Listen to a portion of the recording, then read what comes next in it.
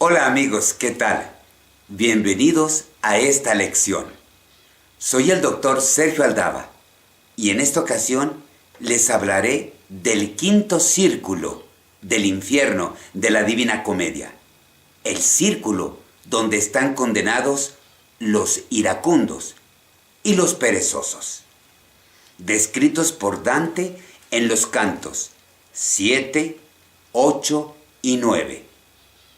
Corresponden a la Estigia, uno de los ríos infernales que forma un pantano fangoso que rodea completamente a la ciudad de Dite, en la que está el sexto círculo.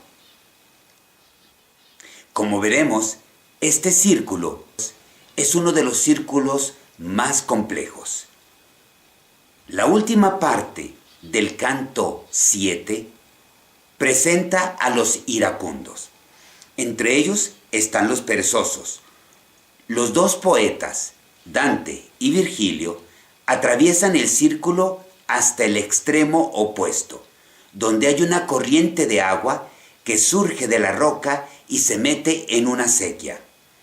El agua es de color oscuro y los dos poetas siguen el curso hacia abajo.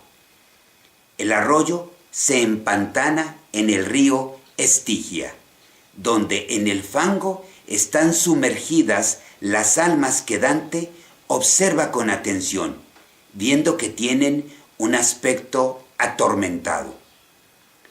Estos condenados se golpean constantemente entre sí con bofetadas, puñetazos y mordidas. Virgilio le explica que debajo del agua están unas almas que no se ven, pero que suspiran y hacen borbotear la superficie del agua. Son los perezosos, o sea, los iracundos tristes, que en vida no dejaron salir su rabia, sino que guardaron dentro de sí mismos el deseo de venganza. Repiten una especie de estribillo en el que confiesan su culpa, haciendo borbotear, como dije antes, la superficie del agua. Para mí es muy interesante cómo los iracundos tristes, los perezosos, corresponderían en lenguaje moderno a lo que en psicología y en psicopatología llamamos los depresivos, es decir, aquellos que no han podido descargar hacia afuera su enojo, su ira, su coraje, su agresión y se la han comido, guardándola en su interior. Los dos poetas bordean el pantano siguiendo el dique rocoso hasta que alcanzan una torre. El canto octavo está subdividido en 3 momentos que corresponden a la aparición del demonio Flegias, al encuentro con Filippo Argenti y a la llegada a la ciudad de Dite. Todo tiene como un hilo conductor la ira y la imagen del fuego que hace referencia al pecado de los iracundos. El inicio de este canto se conecta con lo que se ha dicho al final del canto anterior, en el que luego de la primera descripción del castigo de los iracundos, se había mostrado una torre.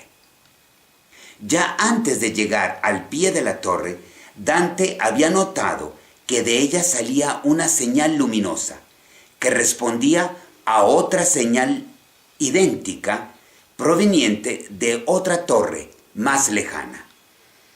Alarmado, Dante le pregunta a Virgilio el significado de las luces y su origen. El maestro le explica que a través del vapor del pantano, Dante podría vislumbrar a los que estaban esperando. Dante observa el pantano y ve que se acerca una pequeña embarcación que se mueve muy rápido. Es Flegias. El demonio Flegias tiene la tarea de transportar en su barca las almas por el pantano. No sabemos si solo las almas de los iracundos, o si también las almas de los herejes, o sí las almas de todos los condenados destinados al bajo infierno. Flegias, hijo de Marte y Crise, incendió el templo de Apolo en Delfos porque el dios había seducido a su hija.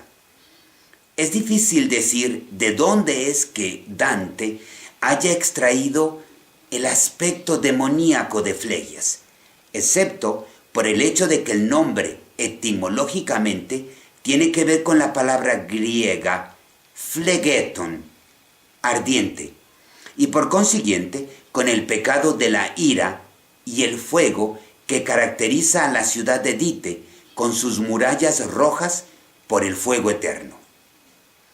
Al principio, Flegias se dirige a Dante creyendo que es un condenado más, pero luego Virgilio lo calla, lo hace subir a la barca y los transporta a Dite. En todo caso, no obstante el mal humor con el que recibe la presencia de Dante, Flegias está limitado por la voluntad divina a subirlos a la barca y conducirlos a través del pantano, donde se llevará a cabo el encuentro con Filippo Argenti. Argenti era un florentino de la facción negra, adversario de Dante y probablemente enemigo personal, que pertenecía a la familia de los Adimari. Este encuentro breve y apretado entre Dante y Argenti es semejante a un contrasto o tenzone de la poesía cómico-realista, es decir, un intercambio de diálogos cuyo tono recuerda el clima de lucha intestina y rivalidad entre familias que existía en Florencia a inicios del siglo XIV. Las palabras de Virgilio que bendicen a la madre de Dante después de haber desechado con decisión al espíritu de Argenti son una especie de aprobación del odio y desprecio del poeta, dirigidos hacia toda la casa de los Adimari. Según unos testimonios, los Adimari se habían opuesto a que Dante regresara a Florencia después del exilio y habían usurpado sus bienes. Virgilio subraya que muchos en vida se ostentan como grandes reyes y que su destino en el más allá es estar sumergidos en el fango del río Estigia como puercos en el lodo. Entonces, Dante muestra aquí la condición en el más allá, que restablece la verdad y asigna a cada uno el lugar que merece. Por lo cual, el poeta está destinado a la salvación y los Adimari a sufrir la horrible pena de los iracundos. Este episodio concluye con los otros condenados que despedazaron a Argenti, satisfaciendo así la revancha personal de Dante, que deja la descripción del personaje con profundo desdén, además de que su atención ahora es capturada por otro espectáculo que se ofrece ante sus ojos. La tercera parte del canto se ocupa de la descripción de la ciudad de Dite, que se alza con sus muros y sus torres rojas por el fuego que estalla en su interior, semejante a las mezquitas de una ciudad islámica. También la reacción de los diablos en su interior es de mal humor e ira, debido al viajero que se atreve a aventurarse vivo en el reino del más allá, y se oponen al paso de los dos poetas. La reacción de Dante es de auténtico terror, tanto que propone al maestro poner fin al viaje. Tal temor está en parte justificado, puesto que en este caso no bastará la intervención de Virgilio como alegoría de la razón humana, que de hecho debe dar marcha atrás cuando los demonios literalmente le cierran la puerta en la cara, sino que se necesitará la llegada de un medio celestial, que tendrá la función de eliminar el obstáculo y reprobará ásperamente a los demonios en su inútil oposición, cosa que se narra en el canto siguiente. El canto 9 es la conclusión del canto anterior. La misma atmósfera de espera e inquietud abre este canto, que muestra, por un lado, las dudas de Virgilio y por el otro, los temores de Dante, que de hecho pregunta al maestro si conoce el camino que conduce al bajo infierno. Virgilio le explica que después de su muerte, la maga Erichthon lo había invocado para hacer regresar a la tierra un muerto. Así que conoce perfectamente el camino que conduce al fondo del infierno. El conocimiento que tiene Virgilio acerca de los lugares infernales es limitado por el hecho de que cuando había bajado por primera vez, aún no sucedía la venida de Cristo y por tanto no sabía algunas cosas que habían cambiado por el terremoto sucedido después de la muerte de Jesús. La atmósfera arcana y de sortilegio prosigue con la aparición súbita de las tres furias, que distraen a Dante del discurso de Virgilio y atraen su atención.